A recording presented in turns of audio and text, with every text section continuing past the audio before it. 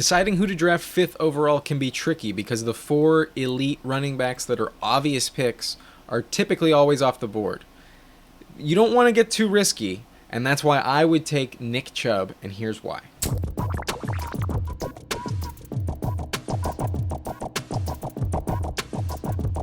Last season, Nick Chubb played in 12 games. However, there's really only 11 that you can actually count because in this 4th game of the season against Dallas, he got injured in the first quarter. The play that he got injured on, he didn't even have the ball. It was kind of a fluke play where a defensive lineman crashed into him and kind of undercut his knees. So I think we need to only consider 11 games, and let's take a look at those 11 games.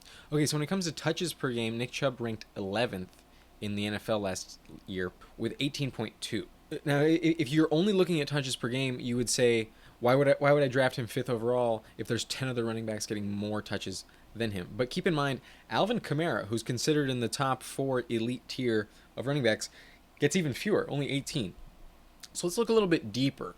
And in terms of carries per game, this is where Nick Chubb gets the bulk of his work. He's 8th in carries with 16.7.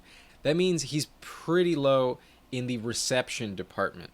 He doesn't really catch that many passes. In fact, he only gets 1.6 targets per game.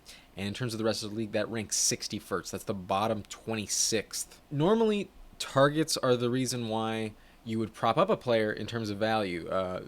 When you catch passes, you tend to get more points. But that's not the only way that you can score. I think it's very important that you limit risk and go for a high floor. And the biggest stat in terms of a high floor in fantasy football is how many yards a player is getting per game. And Nick Chubb comes in 5th in the league in terms of running backs' total yards per game from scrimmage. There were 3 games last season of the 11 games he finished where Nick Chubb failed to get 100 yards. But in 2 of them, he also had a touchdown. So it's worth noting there was only 1 game where Nick Chubb failed to get you 10 fantasy points, regardless of scoring format. Nick Chubb, again, comes in the top 5. He comes in 4th in touchdowns per game with over 1.09 to be quite specific. Okay, so his efficiency is what really pops off the charts. When it comes to running backs who get 10 or more carries per game, Nick Chubb actually ranks 1st in the NFL among all running backs. Keep in mind, Nick Chubb was 8th in carries per game. Nick Chubb, just a great runner of the football. He was a former track star in high school. So it's worth noting Nick Chubb's situation.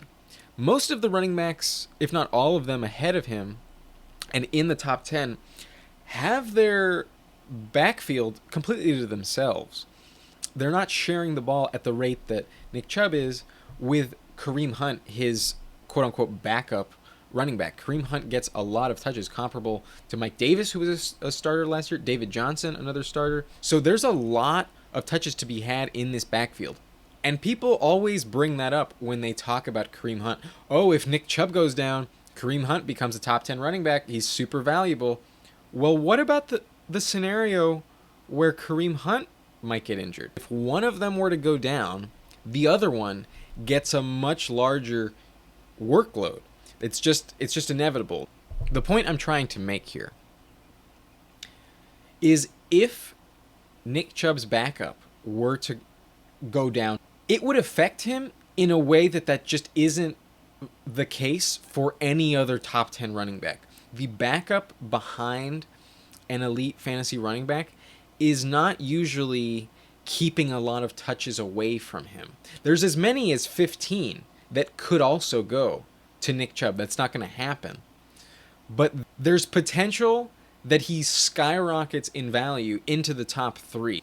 But because of this potential is why I consider Nick Chubb such a valuable draft asset and why I'm willing to take him 5th overall. When it comes to half PPR points per game last season, his number was 17.8. That was 5th in the league. So it's not like I'm baseless in this claim, in this belief.